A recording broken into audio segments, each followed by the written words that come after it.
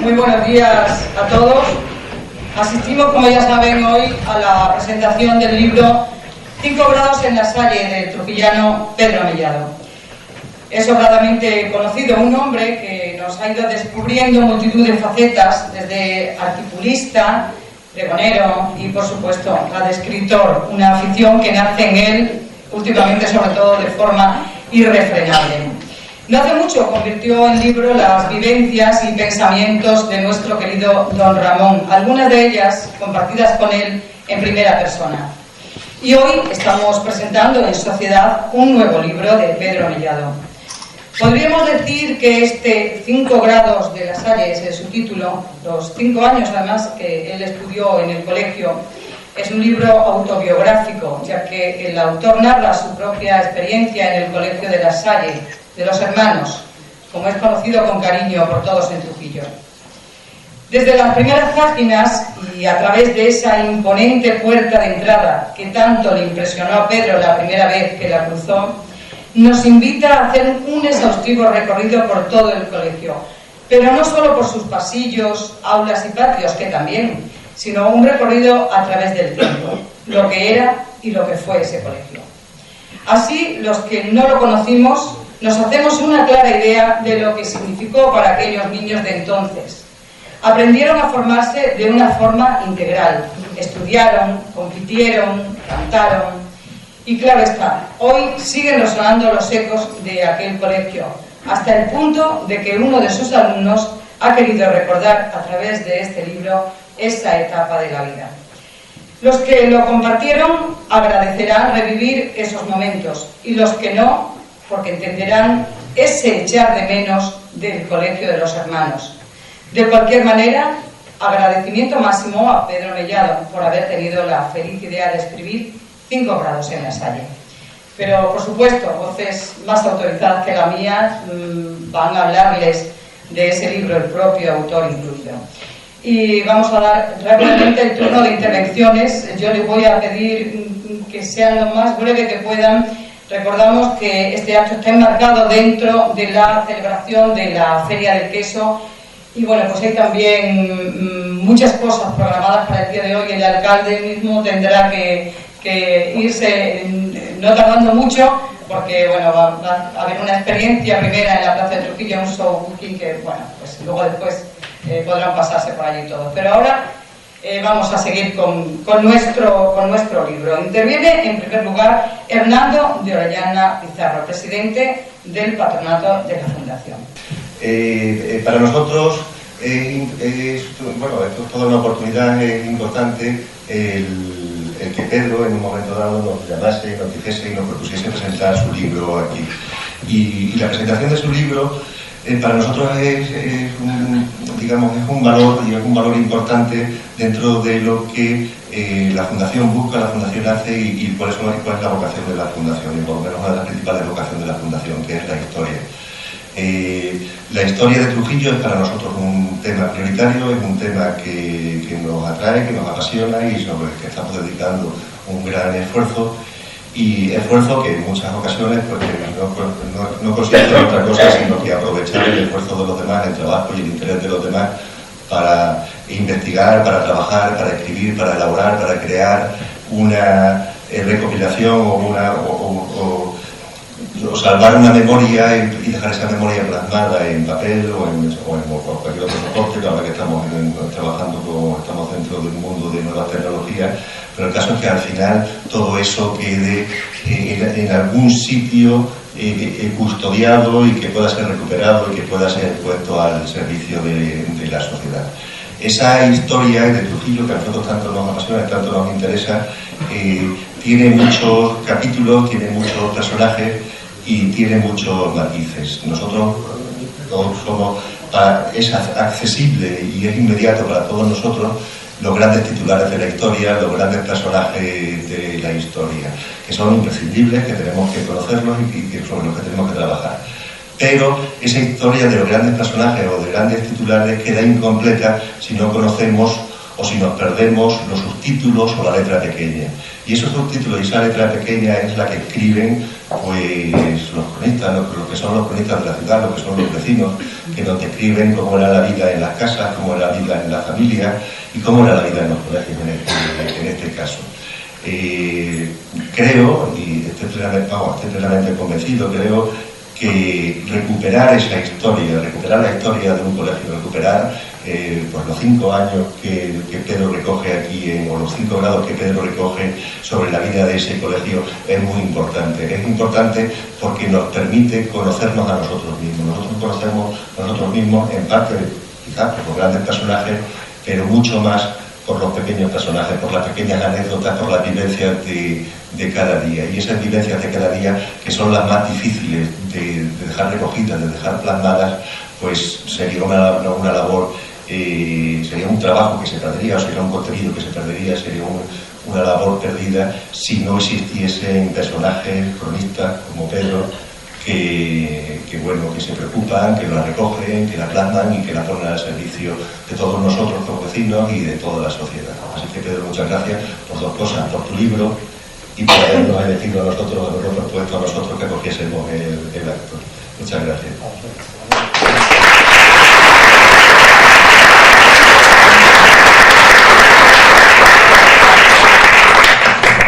Damos la palabra a continuación al alcalde de nuestra ciudad, Alberto Casero Ávila. Pues muy buenos días, muchas gracias a todos por estar aquí esta mañana acompañando a 2 protagonistas, ¿no? Uno de ellos al autor del libro, que Pedro Mellado, apreciado compañero y persona de la que tengo la oportunidad de aprender cada vez que tengo oportunidad de compartir un rato con él.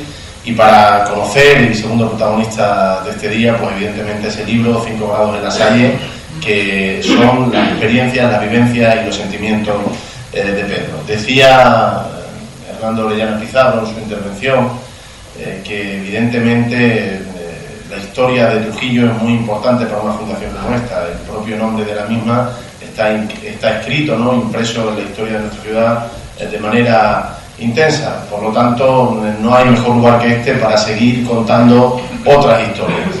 Es cierto que la crónica, como ha dicho Hernando Orellana Pizarro, es un género literario que hunde su origen en las raíces del tiempo, ¿no? Desde siempre ha habido crónica, ha habido grandes cronistas, ya en la Edad Media, el cronista Ayala, que contaba las gestas de los reyes de Castilla, que se dedicaban a conquistar territorios a los moros o a otras coronas para intentar ir formando ese país que era España. Pero es cierto que la crónica, en el sentido que la entendemos, la que pueda tener este libro u otros que ya ha escrito Pedro Mellado, yo creo que ha habido una magnífica definición hoy aquí de la persona que me ha precedido en el uso de la palabra cronista. La crónica, como la entendemos hoy en día, surge y aparece en el siglo XIX. Es cierto que a veces la crónica se puede confundir con el género periodístico. Es también Pedro una persona asidua a escribir en los medios de comunicación de nuestra ciudad, pero la crónica tiene también algo de literario, algo que va más allá de lo que es contar o notificar un propio hecho. La crónica tiene algo más de sentimiento, de emoción,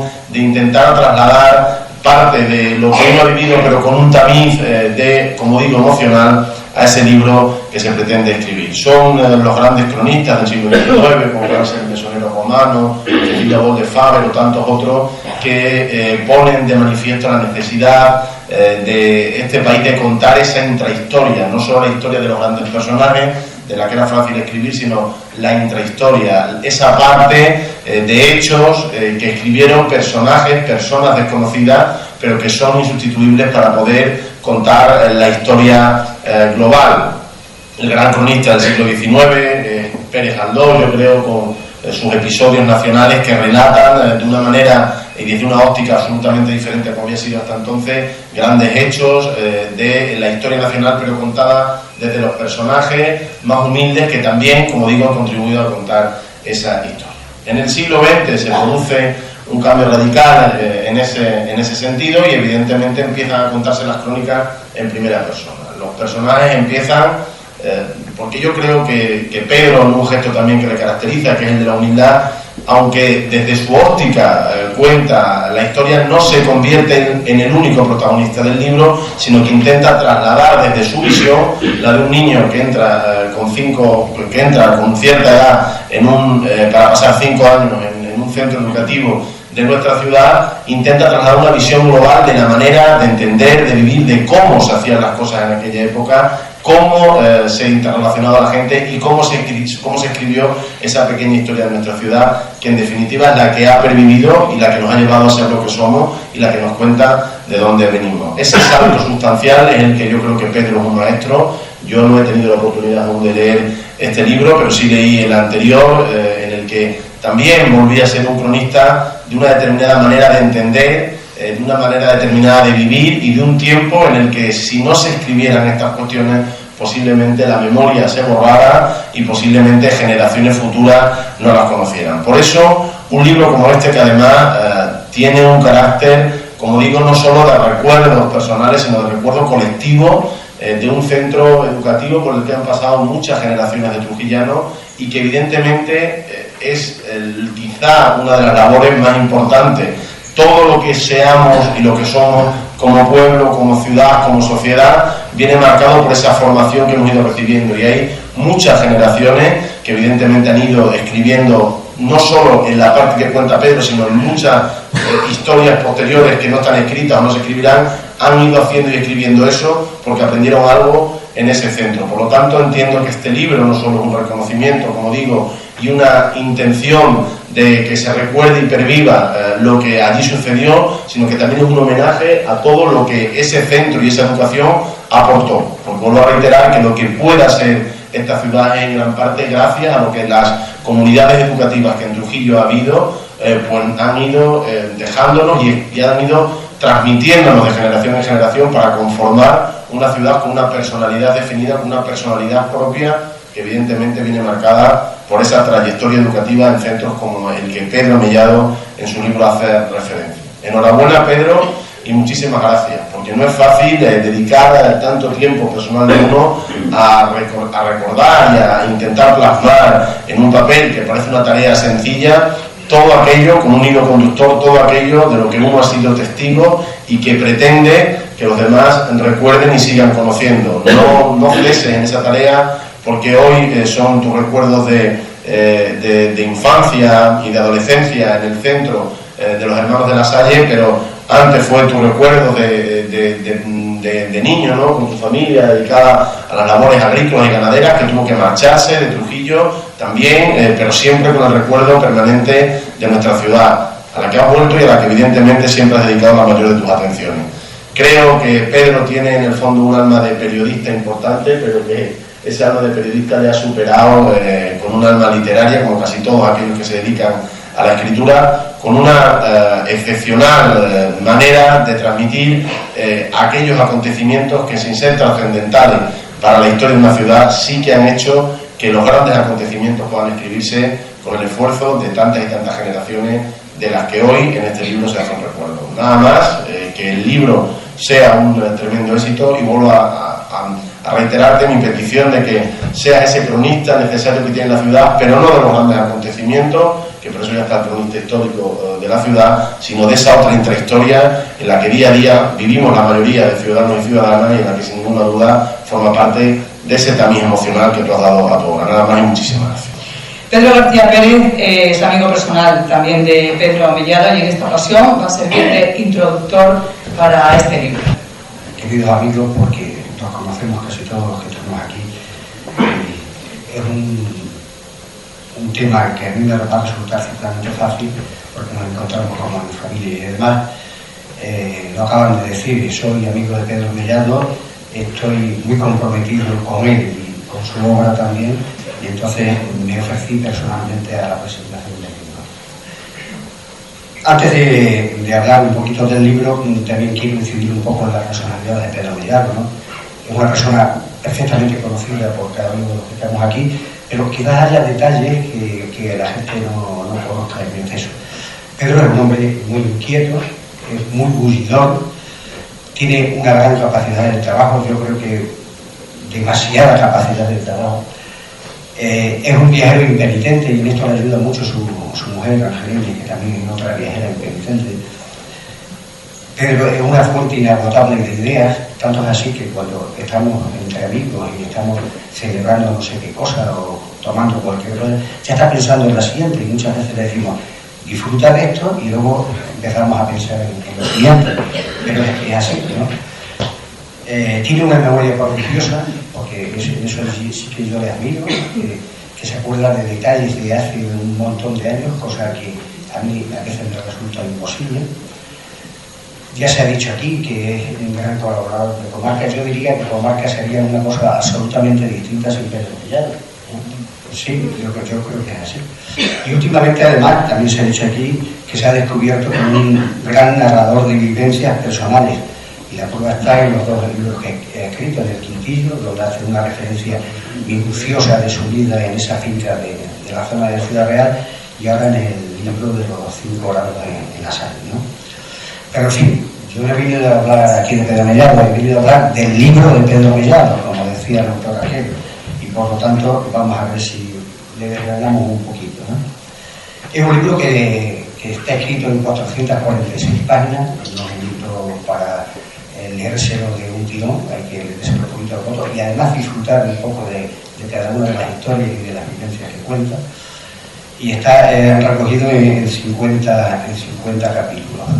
Luego hay datos muy interesantes como la lista de alumnos del colegio, que a alguien le puede resultar agradable, ¿no? Verse en una lista de no sé el curso de no sé qué año del colegio, y yo creo que ese es un dato interesante. Digo que es un libro de vivencias y recuerdos. En él plasma su estancia en el colegio durante los cursos del 61 al 66. Pero fijaros qué bien lo dice, con qué elegancia lo dice. Dice, cuando el candor y la inocencia eran las virtudes de aquellos años especialmente hermosos de nuestra niñez y adolescencia. Así lo dice exactamente. El libro es sobre todo un documento de gratitud y de reconocimiento a los hermanos de las escuelas cristianas por la importantísima labor realizada en nuestra ciudad. Yo en este aspecto siempre he dicho, y lo seguiré diciendo, que Trujillo ha tenido una suerte insuperable al poder contar con tanta institución religiosa dedicada a la enseñanza. Eso, como ya se ha dicho aquí antes, ha quedado un pozo en determinadas personas que en otros sitios no se ve, no se capta, ¿no? Y aquí, como todos recordaréis, pues ha habido claretianos, ha habido agustinos en primer lugar, claretianos, los hermanos Lasalle, luego están las Carmelitas, ahora está el Sagrado Corazón. Y todos esos colegios de instituciones religiosas dejan, como digo, ese pozo en la gente, que a mí me parece un pozo interesantísimo, ¿no? El libro también es una confesión de cariño y gratitud y respeto hacia sus padres, hacia su abuela y hacia su tía. Esto también lo venía a demostrar en el anterior libro, ¿no? Tanto es así que se lo dedica a mi culta abuela María, lectora impertérrita, y para mi directa tía Mercedes. Dedica algunos de los capítulos a recordar las virtudes y alguna curiosidad de los hermanos que me recuerdo ya quedaron muy bien. Hay 3 hermanos concretamente que para Pedro Mellado fueron, creo que, ejemplo de entrega, de la curiosidad, de hacer bien las cosas, ¿no? Esos hermanos fueron el hermano Laureano, que muchos de los que estáis aquí les llegasteis a conocer, inolvidable para muchos. Nos dice que su nombre es una curiosidad que apunta Pedro Mellado en su libro. Siempre le conocimos por el hermano Laureano, pero se llamaba exactamente Fulgencio Ocina Alonso, y que era burgalés. Y en este tenor os voy a leer un poquito de lo que dice del hermano Laureano. Dice, había nacido en Salas de Bueva, provincia de Burgos, el día 14 de enero de 1913, hijo de Higinio y de Justina, y fue bautizado 2 días después en la iglesia de la población de nacimiento. Ingresó en el seminario de la Orden en Miñón el día 11 de noviembre de 1925 y terminó el noviciado el 7 de septiembre de 1928, siendo ordenado hermano Lasalle y vistiendo los hábitos por primera vez el día 1 de febrero de 1929. El hermano Laureano era bajito y ofrecía un aspecto como algo redemordente, muy blanco de cara, de cabello rubio, aunque ya estaba muy claro o cano. Era muy expresivo en sus facciones, muy ordenado, disciplinado y exigente. Dice más cosas del hermano Laureano, pero tampoco hace falta entretenerse en leerlas todas, ¿no?, en esta presentación. Luego, uno de los hermanos que también causó algún impacto extraordinario en Pedro fue el hermano Carlos. El hermano Carlos yo también lo conocí, me imagino que algunos de vosotros también lo ven. Pero este hermano, según Pedro, tenía una personalidad y una inteligencia especialísima. Pero yo creo que a Pedro quizás lo que más le impactara era su condición física, ¿no? Que tenía una condición física. Yo recuerdo que pintaba balones y los pasaba por encima de la terraza del colegio y veía que estaba alta, ¿no? Y luego, por último, también recuerda con mucho cariño al hermano Remigio, que además era extremeño, nacido en Villanueva de la Sierra, que era culto y exigente consigo mismo y los demás. Y también ha sido una descripción del hermano Remigio.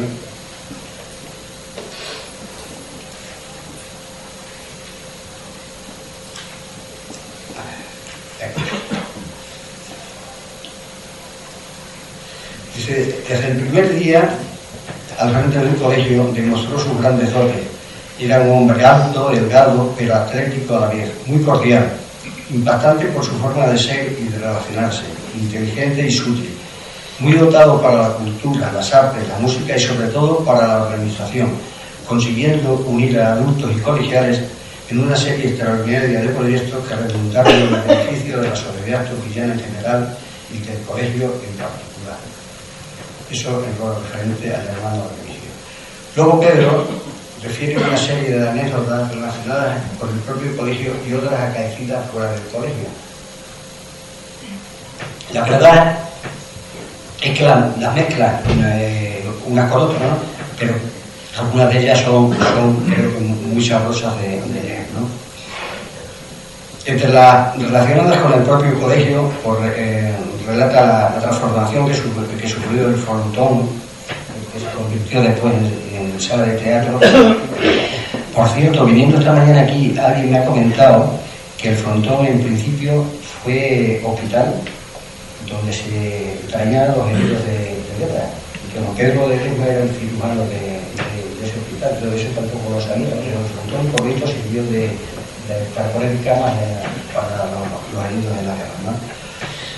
Habla un poco de unos festivales gimnásticos deportivos que celebrábamos, se realizaban en la plaza de Toros de Trujillo al finalizar el curso, y de esos festivales gimnásticos deportivos yo tengo un buen recuerdo, tengo documentación gráfica, porque yo fui abanderado en uno de esos festivales, no recuerdo de qué año, pero tengo una fotografía de ello, ¿no? Habla también de, por cierto, estos festivales tenían como instructor a Manuel Rubio, minero, si os acordáis alguno, que trabajó en la Hermandad de Labradores y Ganaderos, ¿no? Habla mucho también de las excursiones que celebrábamos en las alegrías y en el Carrascal, alguna de las excursiones también celebramos. Habla de los ríos de Burracas y tal. Tiene una anécdota muy curiosa sobre la regla de tres compuestas, que él la sacó por un camino distinto al que había que sacarle. Tuvo una lucha extraordinaria con el hermano hasta convencerle de que había llegado a la solución correcta, pero por caminos que no eran los más indicados, ¿no? Y después habla de los partidos del fútbol en el Pizarrín, donde había que transportar los palos de las porterías desde el colegio al campo y después devolverlos a hombros otra vez al colegio. Los hermanos se prestaban siempre a prestarlo. En alguna ocasión pondrían alguna objeción porque el comportamiento de los que íbamos a pedir los palos no había sido más correcto, y a cambio, para podernos llevar, nos exigían una serie de vales que nos daban por buen comportamiento, por buenas notas, y teníamos que pagar el uso de esos palos de las porterías a base de los vales que recibimos. Relata también, y este es un asunto que a mí también me interesa resaltar mucho, un buen día en el primer piso del colegio, en una de las habitaciones, que a nosotros nos parecían unas habitaciones enormes por sus dimensiones, pues entramos allí y vimos unos armarios de madera también enormes, grandes, y buscando allí los hermanos encontraron una serie de uniformes militares que en alguna ocasión nos llegamos a poner, y una serie de instrumentos musicales militares también, como cornetas, tambores y tal. Para que eso tuviera repercusión en la gente, pues los hermanos lo que hicieron fue buscar a una persona que sirviera de instructor y enseñara a los niños a tocar las cornetas y tocar los tambores. Y así se formó la primera banda de cornetas y tambores en Trujillo. Esa persona que fue instructor en aquella ocasión se llamaba Juan Antonio Buchel, Y a mí me interesa mucho resaltar la labor que Juan Antonio Duchel hizo en Trujillo, porque creo, honradamente, que es el germen de tantas y tantas bandas de cornetas y tambores como hoy tienen las hermandades de Semana Santa en Trujillo. Por lo tanto, yo casi sugeriría a la Junta de Cofradías y Hermandades que se acordaran de esa importantísima labor realizada por Antonio Duchel y se la reconocieran de alguna manera, ¿no? Y por último, hablando de esas cosas que se celebrábamos en el colegio, hace mención también a las fiestas de finales de curso que se celebrábamos normalmente en el patio claustrado del colegio. Era una fiesta amenísima, donde se presentaban zarzuelas, obras de teatro, había un montón de cosas, había también un reparto de premios físicos para los alumnos que mejores notas habían tenido. Pero yo viví una, que la recuerdo perfectamente, fue en el curso 52-53, por lo tanto sería en junio del 53, y ahora os voy a explicar por qué me acuerdo con detalle de que fue en junio del 53. Estábamos algunos alumnos representando una zarzuela de temas taurinos, que más o menos venía, os voy a tratar de cantar incluso los primeros párrafos de la zarzuela, ¿no? Bueno, decía así: pongámonos en corro, a prisa y sin chistar, que vamos la cuadrilla enseguida a formar. Yo me llamaré Juanete, yo me apodo Serapito, al mismísimo Angelete quedaremos tamañico. Decía otro: nosotros en banderilla también somos un portento, y es grande nuestro talento para organizar cuadrillas. Bueno.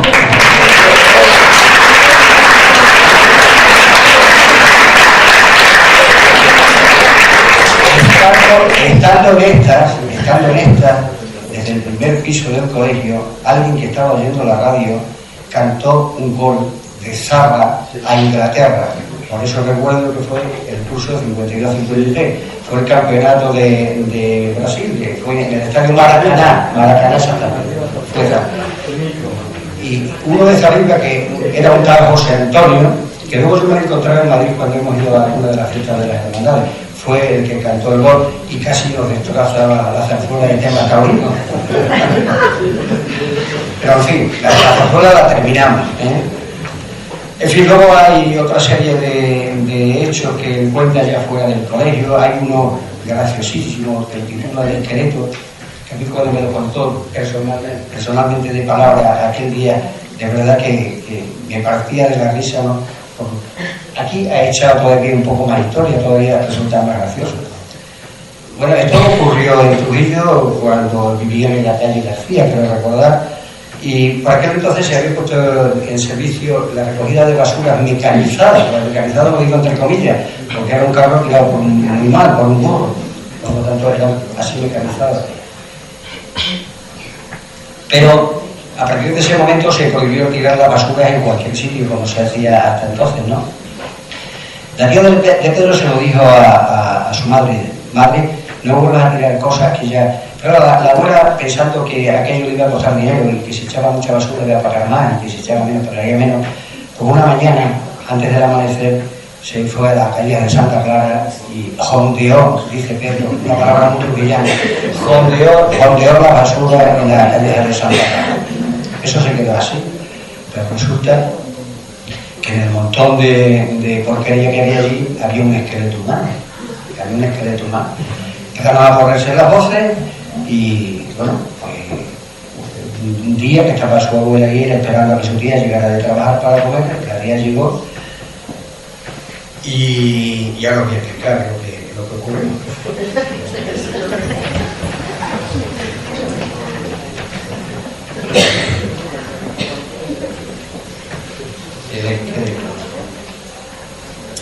Y de 3 o 4 días después, a eso de las 10:15, sentados mi abuela y yo a la mesa esperando a mi tía para disponernos a comer, regresó ella del trabajo. Estaba descompuesta. Yo nunca la había visto así. Con cara de rabia, reprimida, preguntó a mi abuela si había tirado basuras a las callejas. Mi abuela, sorprendida, dijo que hacía bastante que no tiraba nada, que no fuera en el carro del basurero. Mi tía preguntó que cuánto era exactamente ese bastante. Mi abuela todavía quiso evadirse, alegando que no se acordaba. Mi tía continuó sus pesquisas con todo rigor hasta que mi abuela confesó: hija, es que como todavía no me he acostumbrado al carro, la otra mañana jondeé las cenizas del brasero y algunos papeles en la calleja. Mi tía se quedó seria, en silencio, y no quiso ahondar más en la preocupación naciente de mi abuela, pero advirtió contundentemente: madre, sabe además que le advertí que no tirara basura en la calleja, que por eso se ha montado un servicio de recogida que pagamos y lo mismo de la que queremos, 2 que 4 cubos a la semana. ¿Por qué no me hizo caso? Mi abuela compungida se lamentó, muy disgustada, y preguntó: hija, ¿es que nos han puesto alguna multa o algo así? Dice: no, madre, contestó mi tía, pero por lo visto ha ido usted a tirar la basura precisamente encima de un niño muerto. A partir de ese momento se dio una en el pueblo, pues como podéis imaginar, en un pueblo pequeño, una cosa así, pues empezó a correrse de boca en boca. Y en resumidas cuentas es que, como había tirado un cubo de basura, que en esa basura iban los restos de una carta de un hijo de su abuela, que trabajaba en el había escrito, pues cuando la policía se presentó allí, tomó eso y la llamaron dos policías municipales a su casa y se delegaron a la inspección de policía. Y así la interrogaron, pero como la pobre estaba tan sorda que no oía, tuvieron que llamar a su tía, la hija de su abuela, que trabajaba en la secretaría de Emilio Quinto, para que sirviera un poco de intérprete en el interrogatorio, porque no había manera de entenderla, ¿no? Dice: cuando mi tía entró en la inspección y vio a mi abuela sentada en una silla como un alma en pena, se puso a llorar a lágrima viva. El inspector, según mi tía, muy atento no obstante y con cierta humanidad, le ordenó que no se agobiara, pues se trataba solamente de un asunto formal y que le habían llamado para que transmitiera a mi abuela las preguntas, porque estaba muy sorda y no había medio de llevar a cabo el interrogatorio. La primera pregunta fue si conocía aquel papel. La segunda pregunta fue que cómo explicaba que los restos de la carta habían aparecido junto a un esqueleto humano.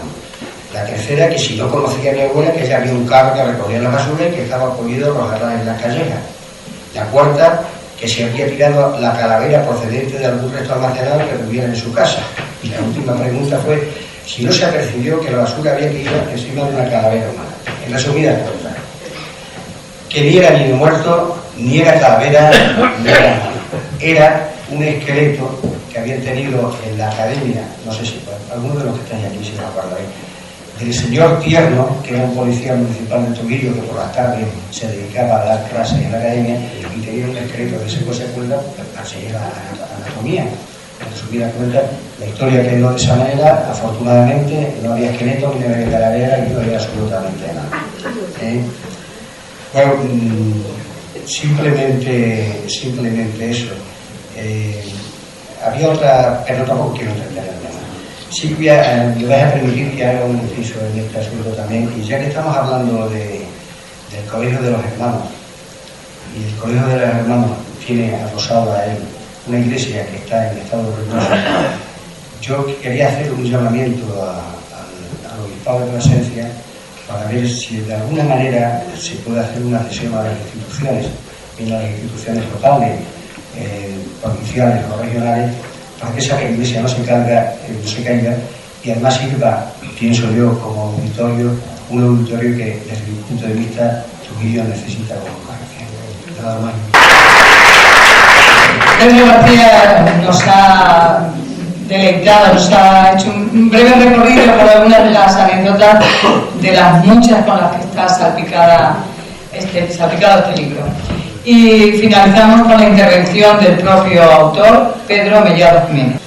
Señoras y señores, queridos amigos, muy buenos días, nos de Dios.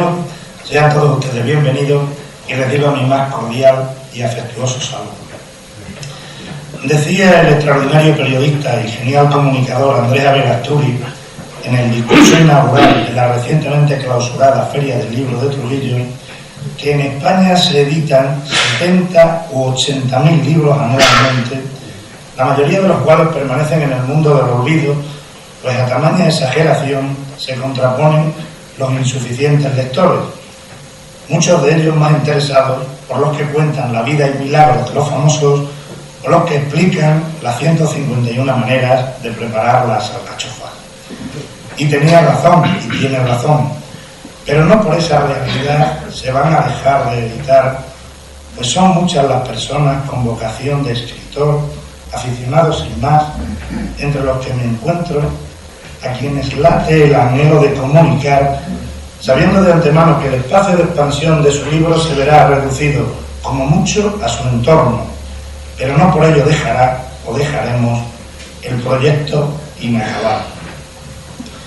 Es por esa razón, cumpliendo un vehemente deseo personal, por la que les he reunido aquí, respetando, pero a la vez evitando medios de difusión audiovisual, sin otro interés que presentarle del modo más íntimo posible el libro 5 grados en la Salle, tercero y último de mis relatos autobiográficos que he conseguido traspasar 13 meses escribiendo, 2 corrigiendo y una semana valido de la colaboración de Manuel, diseñador gráfico y montador de la imprenta Morgado de Cáceres, hasta sentirlo completo para dar paso a su publicación.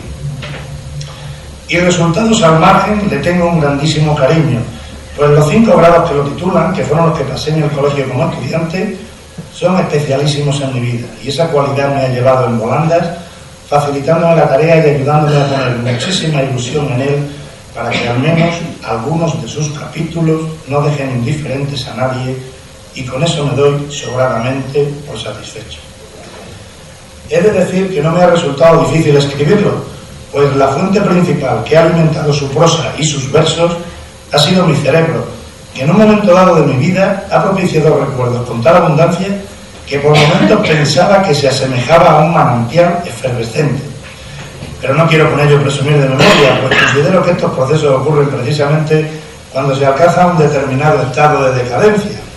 Y además, sí, es cierto, y además he necesitado servirme de otros medios, como el natural, como el Archivo General de la Casa Madre de la Orden de la Salle en Arbaca, donde quedan bastantes vestigios por escrito de los cuadernos de bitácora del Colegio Trujillano, junto a testimonios de los más importantes sucesos del paso de la congregación por nuestra ciudad, más las anotaciones propias de mis libros y cuadernos encerrados en el baúl familiar, así como de un CD con las canciones de las Pascuas del grupo Altamirano para cotejarlo con mis propios apuntes, de la revista Vida y Luz de la Orden La Saliana, del disco de la película El Señor de la Salle que estaba sonando antes, que conseguí casi de milagro, y de otros muchos más detalles que surgieron espontáneamente, porque cuando se trabaja en un proyecto con tanta ilusión, nunca deja de aparecer, como por arte de magia, el objeto que andaba uno buscando. Bueno, en síntesis, defino a 5 grados en la Salle como un libro uno y trino, por ser, en primer lugar, la historia de la vida normalizada de un estudiante de primaria, contada con tanta sinceridad como ingenuidad. En segundo lugar, porque narra la historia del edificio del colegio, una fotografía de 100 años, a través de hechos históricos y personajes esenciales. Y en tercer lugar, porque explica con abundancia de datos los cimientos fundacionales, religiosos, deportivos y académicos de la Fundación Santiago de Santa Margarita, regida entonces por los hermanos de la Salle. Y además cuenta con 2 anexos: la lista de alumnos con quienes conviví y las canciones y poesías que formaron parte del día a día en el devenir del colegio y de otras actividades ciudadanas de los estudiantes. Quiero advertir además que es esencialmente una sucesión de relatos escritos por un niño con alma de niño y sentimientos de niño, aunque se note mucho que ese niño ha superado la 60. Pero bueno, es que en el fondo yo creo que nunca dejamos de ser niños, porque mantenemos nuestros recuerdos de niñez que impertérritos nos acompañan siempre. Y me gustaría que en este libro los lectores se vean identificados con algunas de sus vivencias, pues todos merecemos de vez en cuando rememorar las maravillosas sensaciones, muchas de ellas comunes para todos, de la niñez. Advierto también que pese a tratarse de un libro costumbrista, al fin y al cabo, ni siquiera he dado pie al más mínimo debate ideológico, pues me he limitado a narrar simplemente cómo todos los alumnos vivíamos asociados de pleno, unos más, otros menos, en las costumbres, modos, estilos y conductas sociales impuestas en nuestro tiempo, sencillamente y nada más.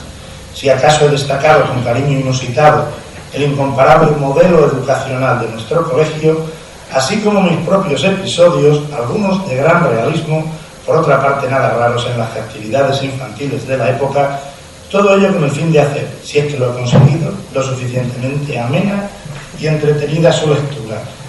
Por último, quiero decir que, unido al deseo de transmitir, pretendo que el libro sirva como testimonio de un amplio despliegue de agradecimientos, desde las dedicatorias a mi abuela María y a mi tía Mercedes, por resultar fundamentales sus gestiones para mi escolarización, a José Antonio Ramos Rubio, cronista oficial de Trujillo, por su ayuda puntual en 2 capítulos.